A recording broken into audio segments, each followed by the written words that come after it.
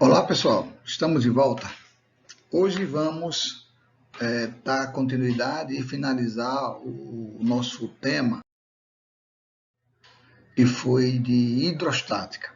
Hoje vamos finalizar com a lei de Pascal e com o princípio de Arquimedes, ok?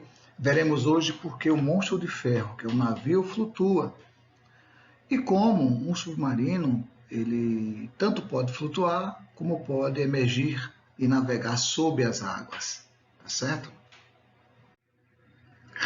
Vamos lá. O que é que diz a lei de Pascal? Que é muito importante. A lei de Pascal, ela trata a respeito do funcionamento de prensa hidráulica dos equipamentos que trabalham em indústria, equipamentos que são utilizados em indústria, né?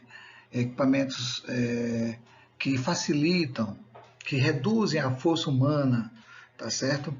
Esses equipamentos são pneumáticos ou hidráulicos, tá certo? É muito importante essa lei. Essa lei facilitou demais o esforço humano, tá? O que é que diz a lei de Pascal? Vamos olhar.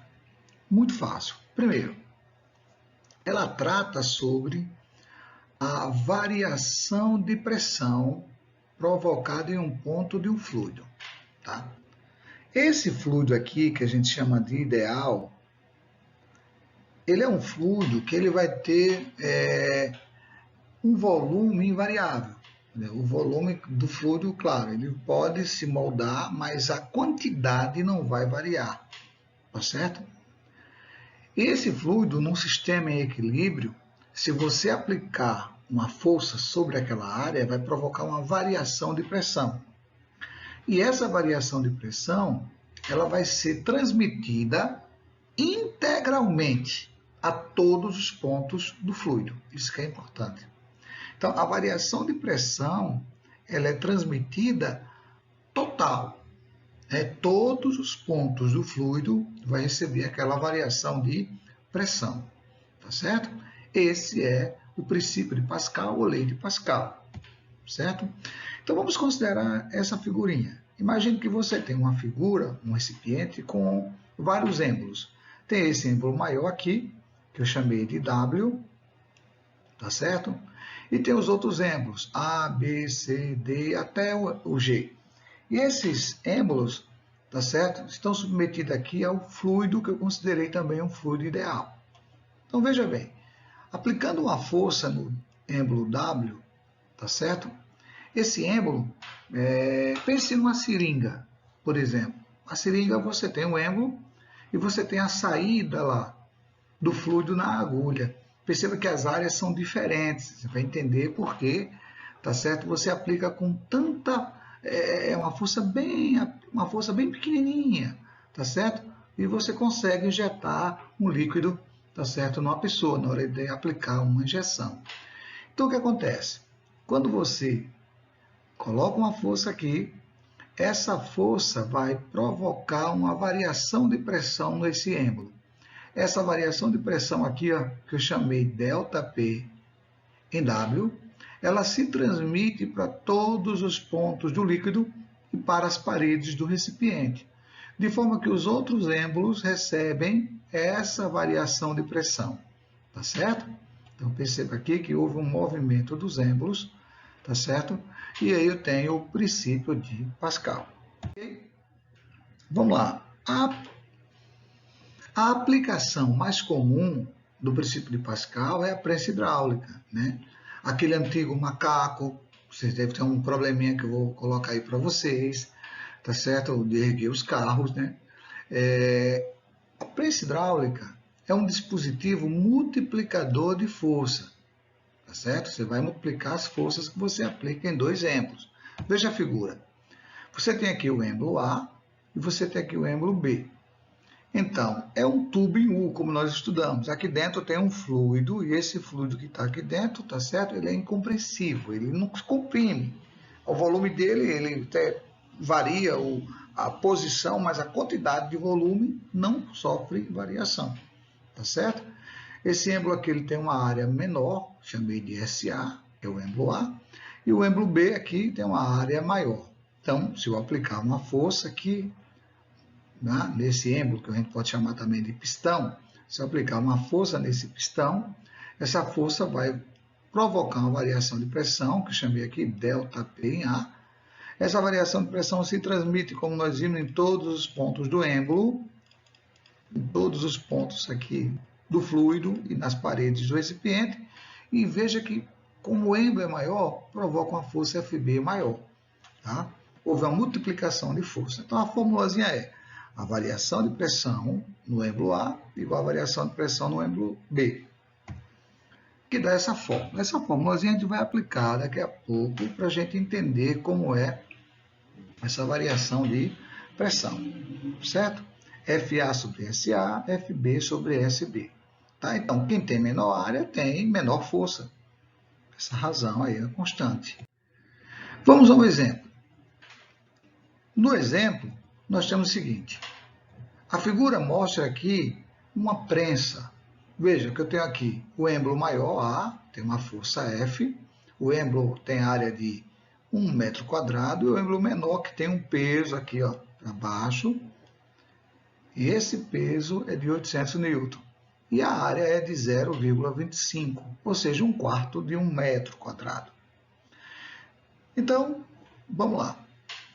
Que sabemos que a variação de pressão do êmbolo A é igual à variação de pressão do êmbolo 2. Então, vamos aplicar direto aquela formulazinha que a gente viu.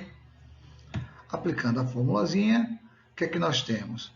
Nós temos que a força FA é F no êmbolo A, a força, a área SA é 1, a área S2 é 0,25 e o peso do objeto é de 800 newton.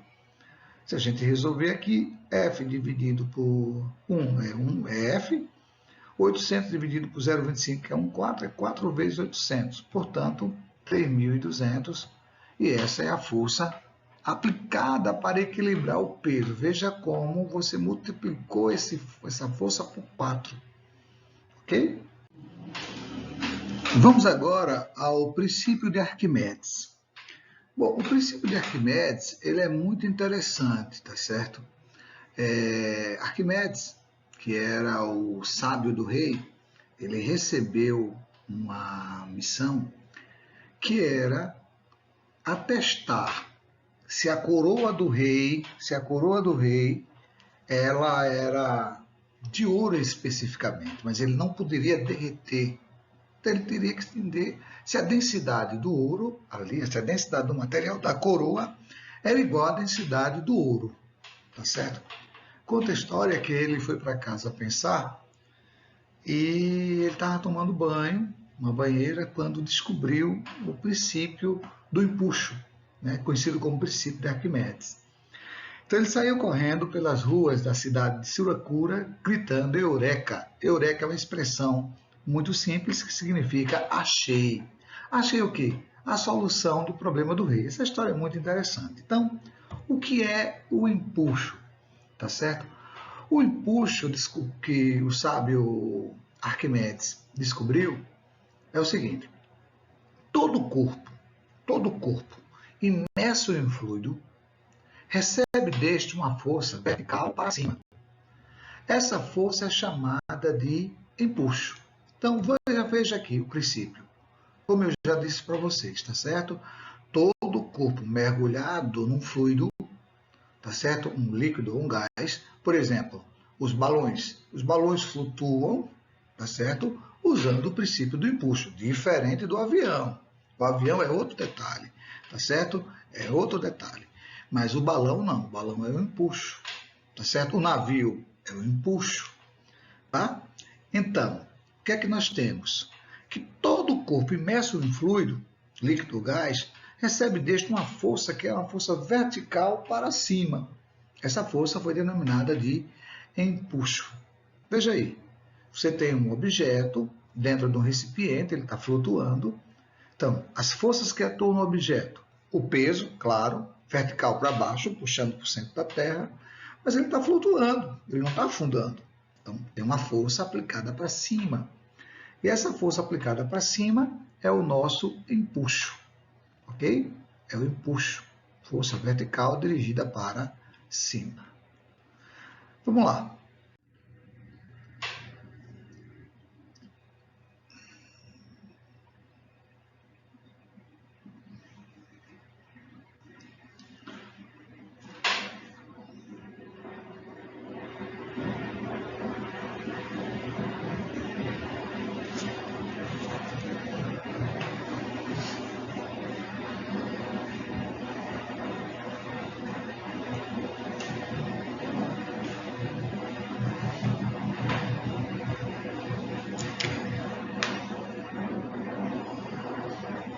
Bom, vamos lá. Vamos falar então agora de como se processa o cálculo desse empuxo. O cálculo do empuxo vai ser simples. Imagine que eu tenho um recipiente aqui contendo água. Veja vocês. Tá certo? E eu venho com um objeto e coloco. Quando eu coloco o objeto, parte do objeto vai emergir, vai ficar dentro da água. Então, parte da água vai ter que subir um pouquinho. Perceba aí que a água sobe um pouquinho. Tá certo? Aqui na figura, ó, a água se deslocou no recipiente. Tá? Então, Arquimedes percebeu que o valor da força correspondia ao peso do fluido deslocado. Portanto, matematicamente, nós temos que o empuxo é igual ao peso do fluido deslocado. E o peso do fluido deslocado vai ser igual à sua densidade, o volume do fluido deslocado, né, nesse caso o líquido, vezes a gravidade. Então, essa formulazinha que é a fórmula do empuxo. Ok? Lembre-se, empuxo é uma força, é dada em Newton, tá certo? Quando a densidade é quilograma por metro cúbico, o volume em metro cúbico e a aceleração da gravidade metros por segundo ao quadrado. Vamos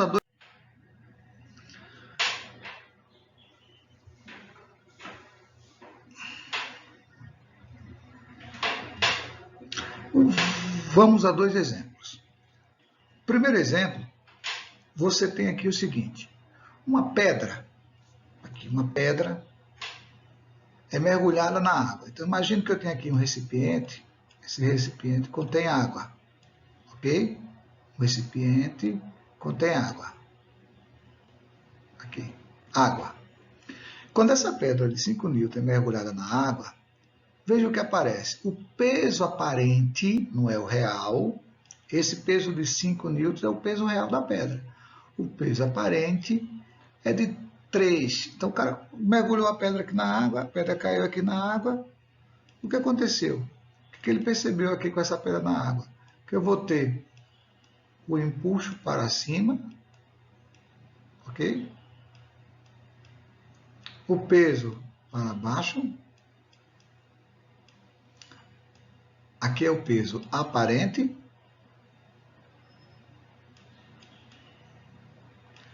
Que ele percebeu. Então, substituindo, nós teremos que o empuxo que a água vai exercer sobre o peso vai ser o peso real menos o peso aparente. Então, o empuxo foi de 1,4 newtons. Ok? O segundo exemplo é um questionamento, se é certo ou errado, uma assertiva. Quando o submarino passa a flutuar em repouso na superfície do mar, o valor do empuxo exercido pela água no submarino será maior. O empuxo será maior que o peso. Se o empuxo fosse maior do que o peso, o submarino não flutuava, ele ia voar. Tá certo? Veja, você tem aqui um navio, você tem para baixo o peso do submarino, e ele só flutua porque para cima você tem o empuxo do submarino atuando. O empuxo ele vai equilibrar o peso, certo? Portanto, o empuxo é o peso real do submarino e a afirmativa é errada. Pessoal, muito obrigado, tá certo? Vocês têm agora aí uma lista de exercícios para vocês resolverem. Um abraço.